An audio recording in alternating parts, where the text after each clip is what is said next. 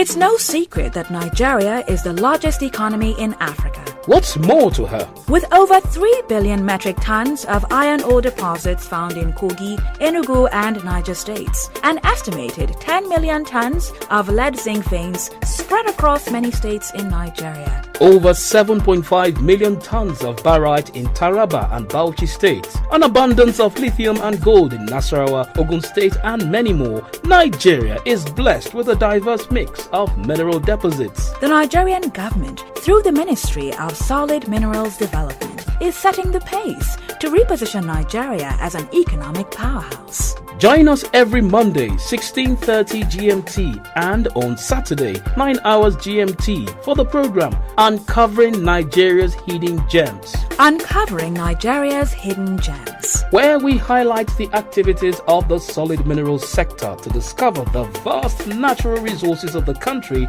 and know more about the sector. Remember, Mondays at 16:30 GMT and Saturdays at 9 hours GMT. Uncovering Nigeria's Hidden Gems.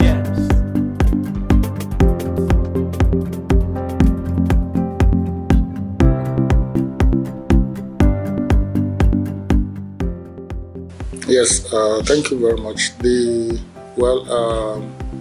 My name is Engineer Obadiah Simon, I'm the Director General of the Nigerian Mining Cadastre Office, and privileged to be the chairman of the review committee, and the ministers inaugurated this committee, and this committee is made up of all the chief executives of the mining sector, particularly in the regulatory agencies, and at the same time the directors, all the technical directors of the ministry and other persons. And that committee was inaugurated by the minister, and the essence of that committee is to be able to now look at the fees and the rates and royalties cutting across the entire sector, in order to be able to reposition the sector and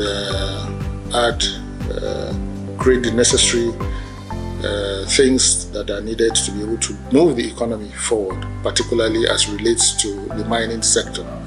And key reasons to be able to look at, we look at it as a review of fees rather than upward increase or whatever people want to call it. Is a review of fees and rates in order to be able to now meet realities, and particularly to be able to now sanitize the industry. That's key. Secondly, to be able to now eradicate as much as possible to minimum or to zero speculators in the mining sector. And at the same time, it is in order to be able to ensure that the mining sector becomes actually very, very vibrant. And some of the key indicators that we used after the inauguration is to be able to now look at the rates. It is on record to tell you that the rates and fees of the mining cadastre had been, the last time it was reviewed was 2016, which is 8 years ago. And whether we like it or not, there are so many indicators in the sector that have drastically changed, and we need to be able to now meet up with best international practice. And key among them, we had to look at the region itself, to know what are the rates, because what makes us attractive, it is not only our policies, it is not only our laws, there are so many indicators. Why should somebody come and invest in Nigeria? We must be able to now look at that critically, and at the end of the day, looking at it includes the fees. Looking at some other countries, when we looked at other countries in Africa, you find out that they have even their rates are in dollars. But one key thing we looked at again is, if you make it too low, everybody, the good, the bad, the ugly, will be there. If you make it too high, is still not the best. So we had to look at midway to ensure that at the end of the day, the royalties, the fees are done in a way. And we have to be able to now look at the government's drive and the 7-point agenda of the ministry, the minister, and to ensure that at the end of the day, it's not just even government, it's being able to now look at the sector itself. Prior to now, you find somebody having 20 applications, 20 licenses, exploration licenses for different companies.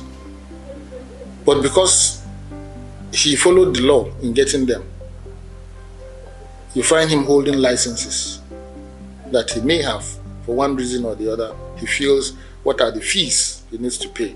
The fees are so small. He decides to pay for the 20. Then a follow-up is for dormant. And that is why people feel they need to only pay for your annual service fee, and then you get to the field, you find out that they are not working, and they're depriving other people from getting these areas. Not just depriving people from getting these areas, they feel the fees, they have paid the fees. So that is why of recent, the minister approved the revocation of over 2,000 of those licenses. And those licenses, you cannot revoke 2,000 licenses and then allow people again to reapply over those same. You get them, you still get the same 2,000. So that is not the essence. But the essence is to be able to now block out those areas and ensure that that sanity is done. We had reasons to discuss with some stakeholders prior to even finalizing, to now ask them this question. What is the cost implication for carrying out exploration in one exploration license? It is a fact from technical point of view, from empirical data, that for you to drill one hole, 1 meter is 200,000. 1 meter. Let's take an exploration license. It's 200 square kilometers. 200 square kilometers is big. And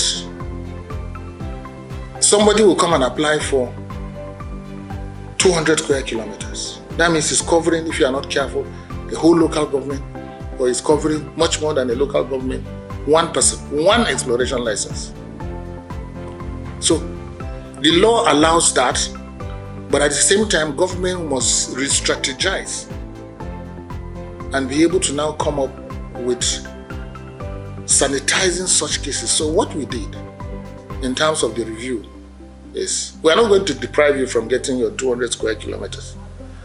But can you imagine having one cadastral unit is half a kilometer averagely by half a kilometer? Just look at 1 kilometer. I mean, half a kilometer, one cadastral unit is half a kilometer by half a kilometer. And one person and one exploration license, you will have 950 of them for one. And then at the end of the day, you now have 20 licenses just because the law allows for you to. We are not going to break the law. All we did in that instance is to say, we know exploration licenses, you need to be able to now get large areas or whatever. But we felt 200 square kilometers, 200 cadastral units, which is 40 square kilometers, is more than enough. So what we did was we say, okay, the first 200, you pay a certain rate. Subsequent ones that you want to add, if you like, you take the 900. We now up the fees so that it checkmates you. I can tell you that it now made people to now know, Some people who had that 900 came back to say, oh, I don't even need that much because I'll end up getting a place and covering the whole country. You see the country covered up with licenses that people are not using. And there's a company here in Abuja. They have been working for the past 25, 30 years. And they've been bringing out granite. Every day, it is a minimum of 20 to 50 trucks. Minimum. For the past 25 to 30 years. They have not exceeded 2 cadastral units. 2. So why should you take large areas? So the only concept is to sanitize it and to ensure that you take what you need. There is a need for, and I'm happy that this government has been able to now take the bull by the horn and be able to now create that sanitization that is needed, because the will is there. And that is why the issue of this review, like I said, the key thing, sanitize. The key thing, another one, is to be able to now ensure that remove speculations, to boost the industry, be able to now allow only serious players in the industry, and the concept of use it or lose it.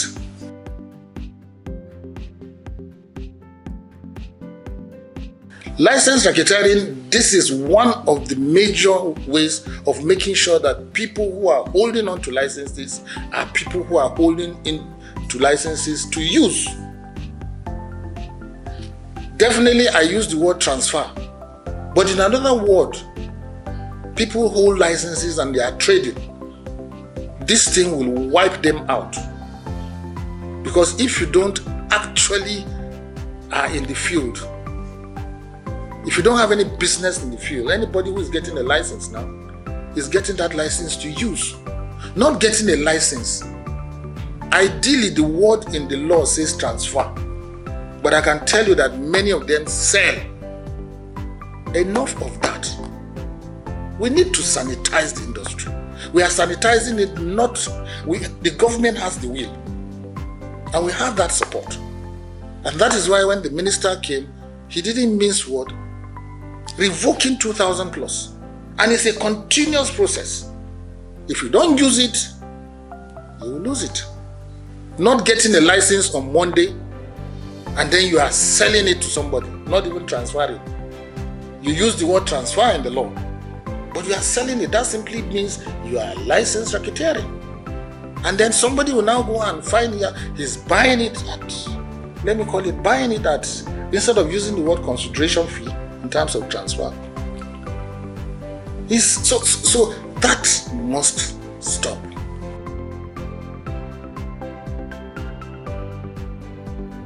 It will not push them into illegal mining, because I can tell you that we are very conscious of illegal mining that is already trending. Because if at the end of the day our target was speculators, and I can tell you that it's going to remove speculators. Speculators are people holding on to our licenses and not using it, and at the same time holding on to our licenses and depriving serious people from using those areas. The small scale operators have this benefit of no foreigner is given a small scale license, which is a plus for them.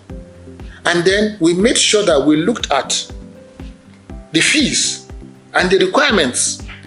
We bring it down in terms of complexity. So we target our small scale operators. Forget about the fact that the small scale operators equally play their own thing. You find them, they are targeted at them. But when you go to the fields, it's not them that are working. They bring in other people without having to go too much detail into it.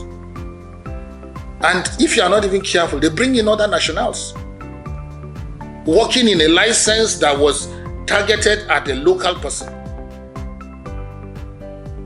And at the same time, you can have a license. The law allows you to bring in somebody to operate, but at the end of the day, they abuse it.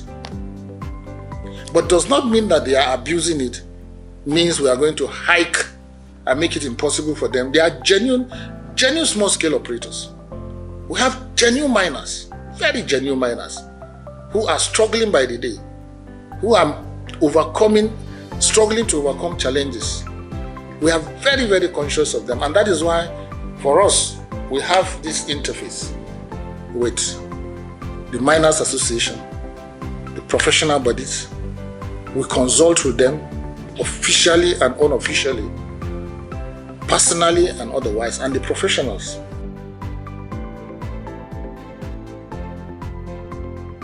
Yeah, it's mixed. I can tell you that it's mixed. And I told you this thing, if you have a fractured leg and you are trying to straighten it, there will be some little pains.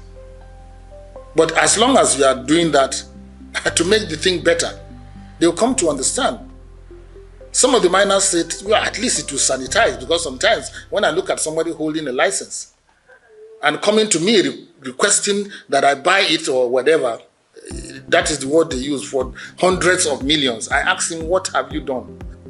I wish I could go and tell the mining cadastre to take away that license. Now, many of them who are those speculators will no more hold on to that license. And the miners now say they have opportunity to even live where they are, which is less viable compared to what those other areas are. So I think, in a nutshell, we've had commendations.